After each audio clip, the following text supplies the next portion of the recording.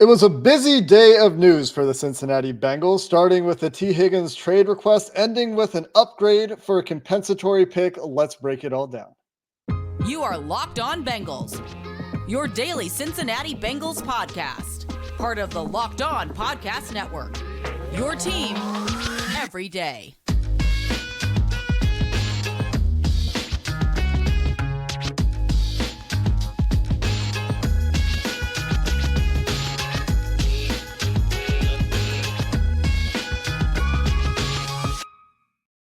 What up, Bengals fans, and welcome to another episode of the Locked On Bengals podcast. I'm your host, Jake Lisco. He's your host, James Rapine. We come to you every day here on the Locked On Podcast Network, and we will have you covered throughout this apparently action-packed free agency period. Didn't even mention in the cold open that the Bengals also signed an external free agent today. They also brought back two of their own, and we got contract details about a third. But we're going to start with the Tee Higgins trade request. That is what I woke up to, James, is I was waking up 10 minutes before I opened Twitter for the first time today.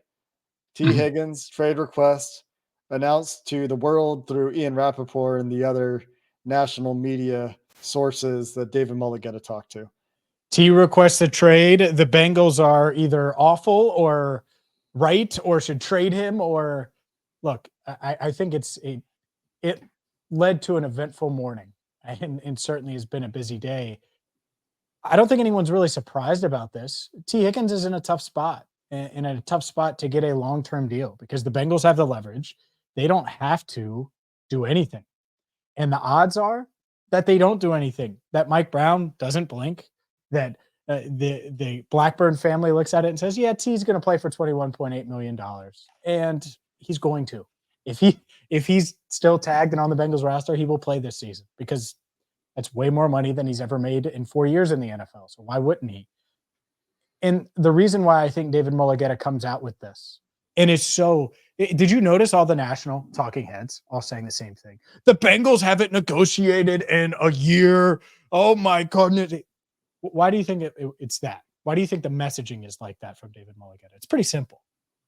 It's because he looks at it and he says, all right, well, Justin Jefferson's going to get paid, and Jamar Chase is going to get paid, and the CeeDee Lamb's going to get paid. And then another rookie class is going to come in. And there's only so many wide receivers. There's only so many number ones. There's only so much money. And I know it's a lot of money, but that's going to go around in the $30 million range for these top receivers. He wants to get T paid sooner rather than later because the Bengals could just tag him again next year and control Tee Higgins, even if Tee Higgins has an all-pro year. Let's say Jamar gets nicked up and Tee Higgins goes for 1,500 yards next year. Well, the Bengals could say, all right, well, we're just going to tag you again. Yep. There's nothing T can do. And they have the cap space this year and next year to tag him. So I think that's where this comes down to is they want a long-term deal because they're kind of stuck between a rock and a hard place. And there's a very real possibility that unlike Jesse, where the Bengals would never have double tagged Jesse Bates, that they consider double tagging Tee Higgins if he plays at a high level. Especially if the ask right now is for more money per year than what the 2-year tag would amount to. And there's a very real possibility. I mean, look at Pittman's deal with the Colts. There's a very real possibility that the average that T's asking for, especially when you consider the guarantees that he might be asking for, is greater than the sum of those 2 years of franchise tag control that the Bengals have. They also have the option to, if T goes out and has a great year, like you said, franchise tag him next year and explore the trade market again. They also have the option this year to hypothetically start fielding trade calls on Tee Higgins. According to a PFT report today, James, the Bengals haven't received a single call as to Tee Higgins' availability, which, much like the report earlier today that the Bengals and Tee Higgins haven't negotiated in a year, I find to be a clever way of phrasing that is a little bit misleading. I find it to be a little bit misleading that the Bengals haven't received a single call on Tee Higgins. I think that both of those are only a little bit true. I think more likely is the Bengals have called Mulligetta a few times to talk about Tee Higgins, and they've just made no progress. And they're just still a gulf apart to the point where Mulligetta is describing it as no negotiations, no real negotiations, or whatever it is. And maybe I'm wrong. Maybe they truly haven't broached the topic since last year, but I'm sure they at least know what T is asking for right now. They know what the starting point is, and that means they've talked about it. And maybe it didn't go much further than that, and that's why they tagged him early and said, you know what, we're just going to get this done and we're going to move on and dedicate our energy elsewhere. But the fact that it was reported that they haven't negotiated over a year is a little misleading, I think. It is misleading. It's wrong. There's no way. Okay, no way. If that's the case, then why wait to demand the trade now? Why not do it before the combine? Why not do it? Why? It's pretty simple. It's because you look at the market, you look at the landscape, and to your point, I really do. I think the Bengals are like, yeah, it's a big cap hit, but Tee Higgins has an injury history. Let's just go year to year with him for 2 years, and we'll have him on the team this year. And if we have to tag him next year, maybe we will, and we could always trade him or go that route if we wanted to, or just keep him on the roster. And you have the 1 year of Jamar Chase and Tee Higgins with big cap hits, but it's just 1 year. And now you have T for his age 25 and age 26 seasons. I think that really is a possibility and a consideration here. And so all of the back and forth, look, if T wanted a long-term extension, I think he could get one. It would be by the Bengals' terms. And if the Bengals wanted to lock up T and move everything and get everything out of the way to get it done, they could do that too. Neither side is bending. And Mike Brown is not going to blink. David Mulligetta clearly doesn't like blinking. And so you have two stubborn negotiators. And I think the ultimate outcome is that Tee Higgins plays for the Cincinnati Bengals this season. Maybe not. What I would do, Jake, you have been on the receiving end of this more than anyone. I would try to trade up. I would try to use Tee Higgins as a bargaining chip to move up with all these teams in the top 10 looking for receivers. I'd say I have a shiny Tee Higgins right here who's proven in the NFL and the 18th pick. That's what I would do. And I think the Bengals would be open to it. I just don't know if they would be proactive like I would, because I might have already made like 8 calls and be calling Brian Callahan and like, hey man, come on now. Give me that 7th pick. I want that 7th pick for 18 and T. He's from Tennessee. Let's get this done right now. Worth mentioning that another speculated trade partner, the Carolina Panthers, did pick up another second-round pick in Brian Burns' trade. Speaking of a tag and trade, they completed that trade with the New York Giants. Burns goes on to get a $30 million per year deal from the Giants, an extension, and the Carolina Panthers get a 2nd and a 5th. Now have 2 second-round picks to play with. They don't have a 1st, of course, having traded that 1st overall pick to the Chicago Bears for their rookie quarterback last year, Bryce Young. But just worth watching as we see if David Mulligetta's publicizing of the trade request moves any teams to call the Bengals or call him and say, hey, we would give up this and let's him take that to the Bengals and do the back channeling kind of thing. The Bengals would have to grant permission to David Mulligetta to seek a trade if they were going to allow the agency to try to facilitate a trade and try to find a trade partner. As far as we know, that hasn't happened. That would be surprising. And like you said, James, Mike Brown's not going to blink. The Bengals ownership doesn't care that there's a trade request. All it tells us is that, one, they're far apart on an extension. We already knew that. It confirms that, I guess, if you needed more confirmation. And 2, it tells us that if there have been any trade talks, which it sounds like there haven't really been, they're very preliminary at best. They haven't gotten anywhere. That's the only other thing that tells us, is that the Bengals haven't gotten close to a trade either. And again, you probably already knew that. It's just confirmation. Yeah, I agree. I think a perfect example of the Bengals just not blinking with the trade request. So the trade request is out. We're exchanging messages. I wrote my article for all Bengals. I did a video, all this stuff, right? And everyone's reacting. And the Bengals quietly announced that they've signed Travion Williams to a 1-year extension. Yeah. Like, if you think that they are blinking, like, come on, they're just not going to. And so the good news is when it comes to extra draft picks, well, they're not necessarily getting an extra one. They're getting a much, much better one. The good news, I can't believe that Geno Stone is going to be buried to segment 3, but he's going to be buried to at least the middle of segment 2, because comp pick madness. We'll get to it coming up next.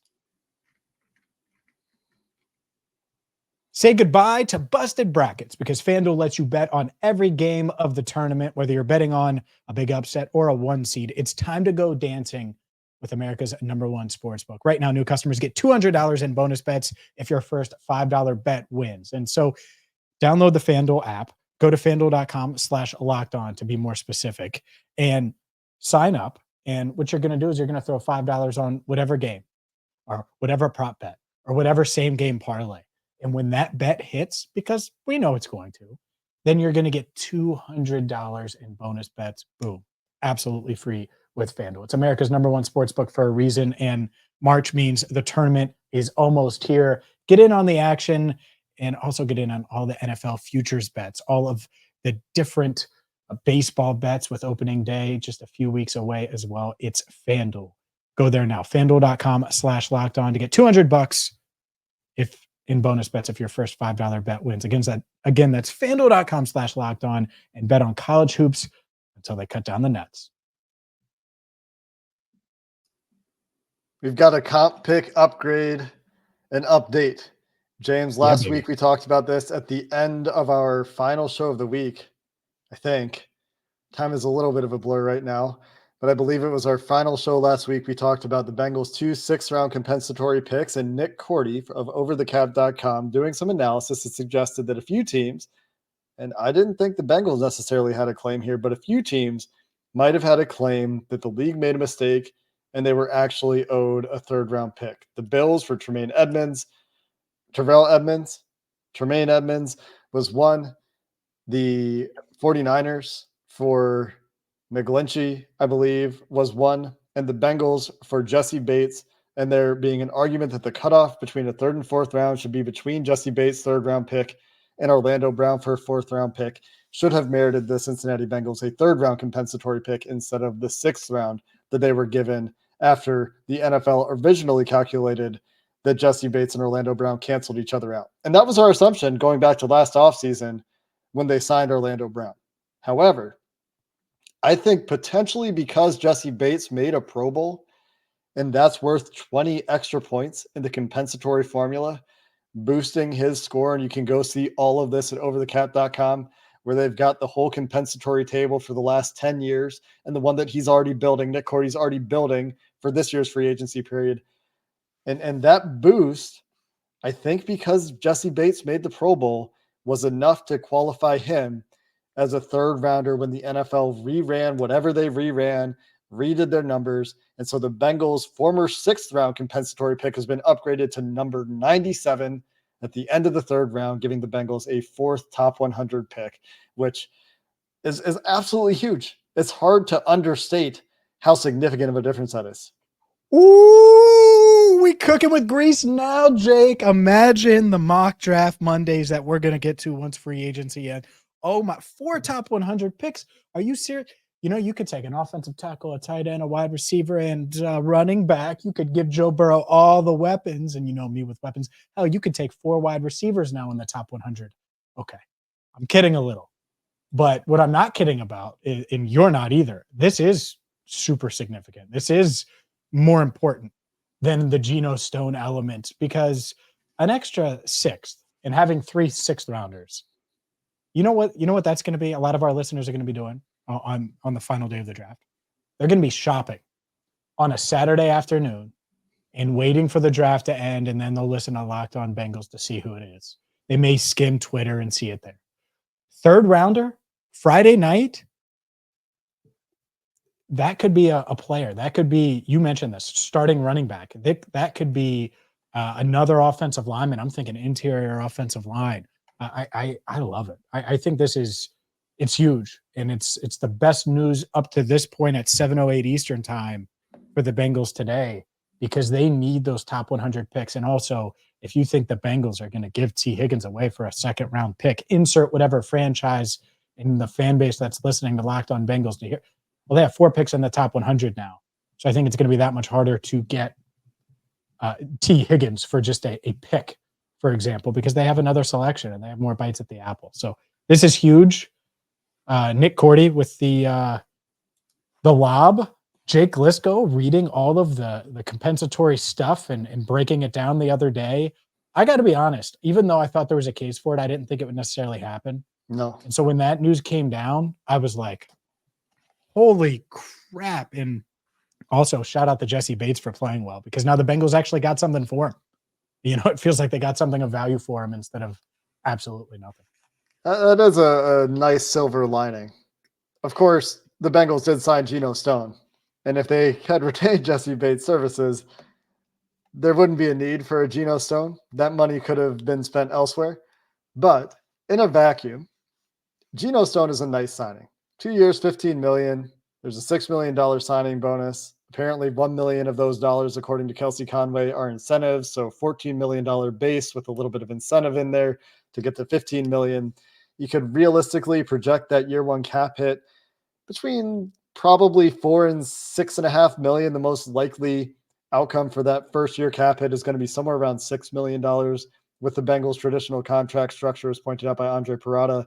And it's a reasonable deal. That's within expectation for the mid-tier safety market that we've seen develop on Monday. We kind of speculated on Geno Stone. Was he We the called name? it. Oh, he was the name. We nailed it. Let's pat back. We told you in our prediction that they were signing Geno Stone. Shout out to Duke Tobin for listening to Locked On Bengals. How about that? We did, and so did several others. John Sharon, I know of A to Z Sports did. Everybody did. This was a common call. The reason, and it was honestly the reason that we listed all the other guys, in addition to Geno Stone, was like, we can't all, like, Mike McDonald's going to want him. The Ravens might want to keep him. Somebody else. But no, the Bengals were so impressed with this interception of Joe Burrow in week 2 that they went out there and they signed Geno Stone. And what did we say last week, James, when we were doing our what would they do or what should they do, what will they do, is that they're not paying this money to Geno Stone to be a backup. So while in a vacuum, I think this is a good signing. Geno Stone is that coverage specialist safety that they could use. He graded out great in that area of his game. He's got some tackling issues, but he's going to be your deep safety. He's going to be a split. He can play split field. He can play single high. He gives you the flexibility to get creative with your defensive backfield. He comes from a smart defense, and Mike McDonald defense requires you to be smart, to be a good communicator, good at disguise, and he can bring all those things. And he's going to play, I would guess, 95% of the Bengals defensive snaps plus next year. But that leads to the question of what do you do with Jesse Bates? Or not with Jesse Bates, shoot, with Dax Hill. What do you do with you say, baby, come back?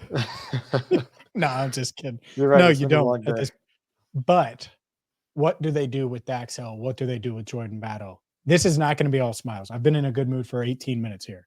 I think we need to have a real conversation about it because there's a lot of crazy talk going on, and we will do that coming up next. This show is sponsored by BetterHelp. It can be easy to ignore our social battery and spread ourselves thin, especially with social gatherings picking up after the winter, the weather's starting to change. And what's the right amount of socializing for you? How do you recharge? Maybe you thrive around people. Maybe you need more alone time. Therapy can give you the self-awareness to build a social life that doesn't drain your battery. It's something that if you're thinking of starting therapy, BetterHelp is the perfect option because it's flexible. So whether you're covering free agency like me, and my screen time, Jake, is probably like 16 hours today, and it's only 7. It might not be that high, but it will be by the end of the day. And so BetterHelp is perfect because it's entirely online. It's flexible. It's suited to your schedule. All you do to get started, by the way, is you fill out a brief questionnaire and they will match you up with a therapist, and you can switch therapists at any time for no additional charge. Find your social sweet spot with BetterHelp. Visit BetterHelp.com/lockedon today to get 10% off your first month. That's BetterHelp, HELP.com/lockedon for 10% off your first month.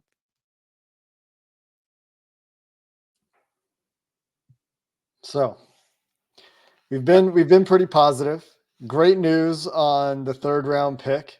And there's some more news we can get to, but the big question with the Geno Stone signing, which if they were going to sign a free safety, which we told you they were going to do, I think is a good signing, is what happens with Dax Hill, because all signs indicate that it's going to be lion's share Geno Stone, lion's share Jordan Battle as your safeties for the Cincinnati Bengals. And Meanwhile, they've got a former first-round pick who just came off his first full year of playing in the NFL, pretty close to 100% of the Bengals defensive snaps, who now has an unclear role. But on draft night, he gets taken.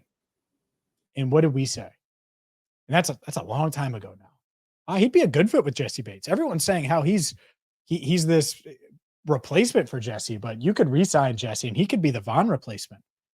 Now it's Geno Stone because he's a deep safety and he's the one who's going to replace Jesse. And he's actually replacing Nick Scott to a degree, but you get the point. Dax and Geno should play together. This idea that Dax has to move to a nickel corner spot is stupid. That doesn't mean he can't play nickel at times. That doesn't mean he can't guard tight ends with 3 safeties on the field. But this idea that it has to be 95% Jordan Battle and 95% Geno Stone, and I'm not saying you, but I think that's just how a lot of people view it. By the way, if the Bengals view it that way, they're also stupid and never should have drafted Dax to begin with because they pulled the plug way too soon if this is the route they're going to go. Now, if they're going to say, all right, we have 3 really young safeties in their mid-20s that we really like, and we're going to find the best roles for them, great, because I think Dax Hill will challenge and beat out Jordan for plenty of snaps. That doesn't mean Battle won't play a ton. I think you could play 3 safeties, but Lou doesn't do that a ton. We've just seen it too often now. So I think Dax complements Geno really well. I think you can find ways to get all 3 on the field. I wonder how much the Bengals are going to do that. And if they're not going to do that, then it seems like they're going to leave Hill just kind of out there in limbo. And what was the messaging at the combine? That he needs to get good at one thing and not play a bunch of different things? All right, fine. We'll put him in the box and let him be good because I think he would be good right away. I think he can cover tight ends. I think he has pretty good ball skills. I think he's got, solid man-to-man coverage instincts. We saw that some last year, even though he's not a great deep safety at the moment.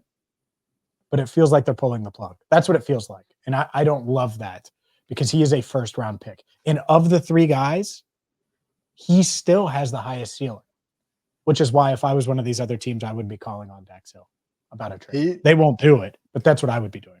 Well, and they're going to be selling low if they were to do it. They would be selling low if they were to consider trade offers on Dax Hill, which isn't good business either, but I guess it's also not good business to bench your first round pick after a year. But I mean, it kind of tells you what he must have done behind closed doors to get into the doghouse that way. And it's not clear that this is the direction they're going. We don't know that for sure, but the direction it seems to be going is that Dax is going to see a significant reduction in his snaps and a change in his role.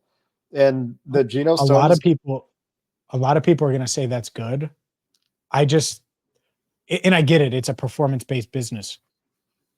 There's a lot of good that Dax did last year, and people forget that because of the last month of the season. And that's where I feel like some of the coaching staff is, at least, which is kind of weird to me because I would feel like coaches could take a step back. That's all. I do agree, but the other side of that is that those mistakes should be decreasing late in the year, in your second year in the NFL, and they shouldn't be persisting at the way they were. And I'm sure that they were more frustrated than we were watching because they know what led to the mistakes that occurred. They know what mental mistakes happened or what communication errors happened on the field because they talked about it. And that's the part that we don't really know about. Mm-hmm. That's all. Yeah, I think it's a really interesting dynamic. But this idea that you're going to just move him to outside corner, he wants to be a safety. Yeah, the plan I don't think is to make him the outside corner. I don't think the plan is to make him the nickel corner because they're not going to move Mike Hilton off that job. And so, again, it would be like it's just a really short leash, put it that way, because he was yanked around all over as a rookie. He was, and so I just wonder if it's like, all right, we got to move on. Well, I don't want them to do that with pick 18 this year. I don't want them to do that with Miles Murphy if he comes in the first 4 games and blows, multiple run assignments, gives up big plays there. I don't want them to just give up on him. And that's what I think. That's the dynamic. And I'm not saying they are, but how they juggle these 3. Yeah. I think it could be a really good safety room. I do. Does Jordan Battle have to play 1,000 snaps or can he play 700 and Dax play 700 and Geno Stone lead the room there? That's what I wonder, how they they allocated, and it doesn't have to be exact. I'm just spitting out numbers, but Yep. this idea that it's Geno Stone, and Battle need to be Bates and Bell. I don't think that should be the case because to me, Hill still has a huge ceiling that a lot of people just don't realize. And maybe some in the building don't realize it because, like I said, if I were some of these other teams, I would be at least reaching out. Like if you like Dak's pre-draft, reach out and see if you could get him right now. Yeah, you can't, but sure. I Probably hear what not. you're saying. The snap split I'm kind of thinking about, and I was talking to Joe Goodberry about this earlier, is maybe Geno Stone's your 95% guy. Jordan Battle stays around 80 to 85%, but that doesn't leave a whole lot of snaps for Dax. That only leaves 20% of safety snaps, and then you add in some other snaps. Maybe Jermaine Pratt comes back off the field more than he did last year and goes back to more of a 2-down role. Maybe you see less of Mike Hilton in some spots. Not that they like to take Mike Hilton off the field. He's about a 65, 70% player anyway, just because of matchups.